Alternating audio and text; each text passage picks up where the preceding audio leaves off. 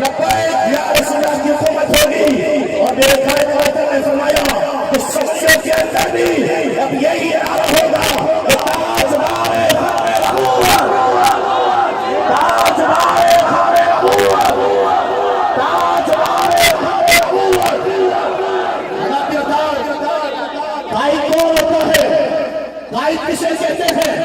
के अंदर लोग समझते थे लंदन वाला गाइड है, कोई समझता था सिंह के अंदर कि वो गाइड है।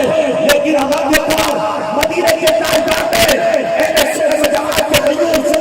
को बताया अगर गाइड देख रहा है तो गाली हुसैन को देखो, जिसकी एक आवाज आती है तो पूरा पाकिस्तान बंद हो जाता है।